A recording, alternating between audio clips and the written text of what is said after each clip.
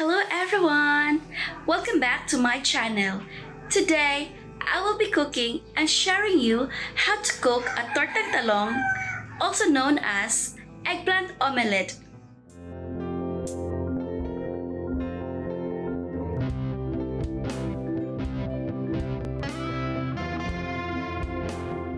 It is a Filipino cuisine made by pan-frying grilled whole eggplant dipped in an egg mixture. Eggplant is a long and slender purple kind. Tortang Talong is a popular meal in the Philippines, and it is most commonly eaten for breakfast, lunch, and dinner. In cooking Tortang Talong, the first procedure is grilling the whole eggplant until the flesh is soft and the skin becomes charred and almost black. Here it is. We have to grill first the eggplant. 15 minutes each side.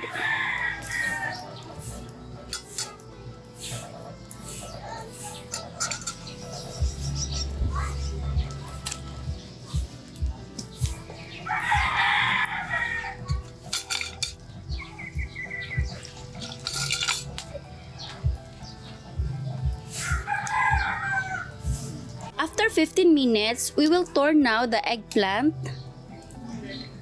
And now we will grill the other half of the eggplant. We will wait for 15 minutes until it's fully cooked.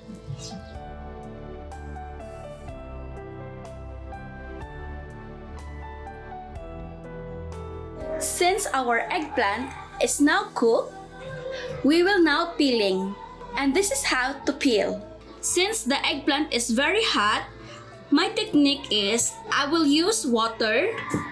I will soak my hands into the water and start peeling it so that I cannot feel hot.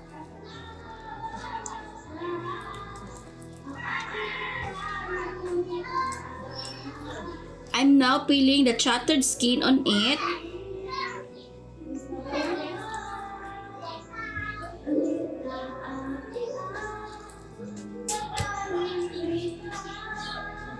Look at. This is the result of the eggplant that is cooked.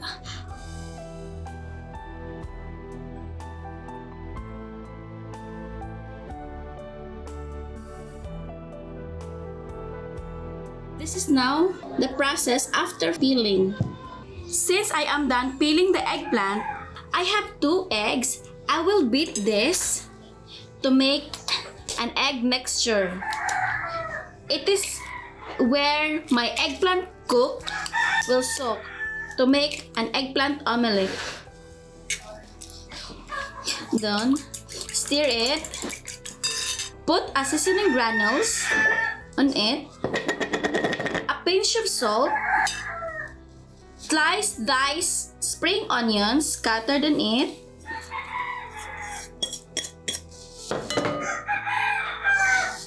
then sliced diced tomato scattered on it, and then mix it.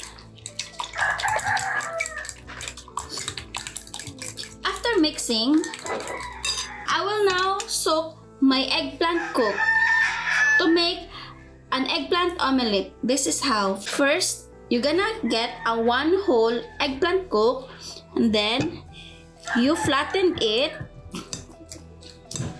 You're gonna flatten it so that it will mix the egg mixture on its body.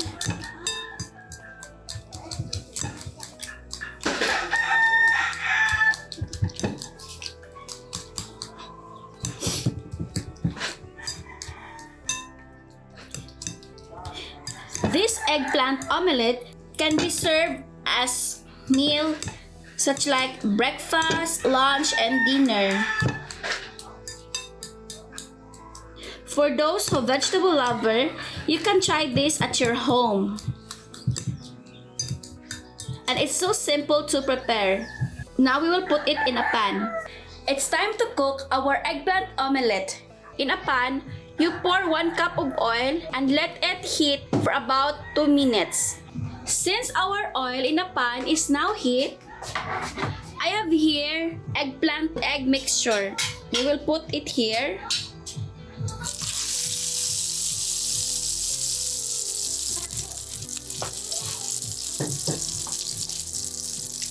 we did now put the eggplant omelette.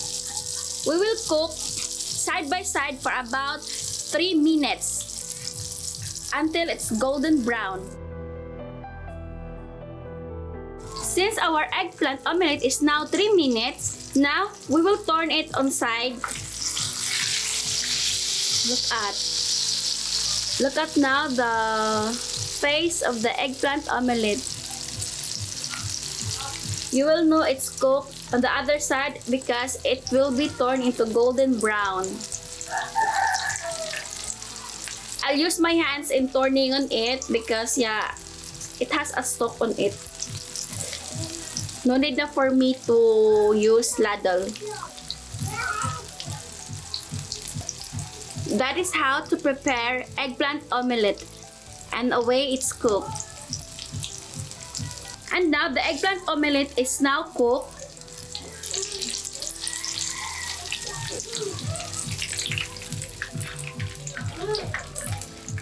I will put now in a plate. This is now my eggplant omelette.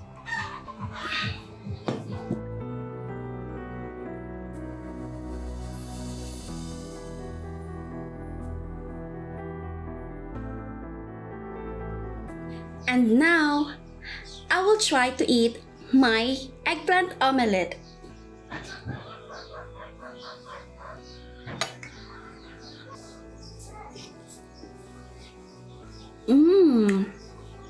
Tastes good.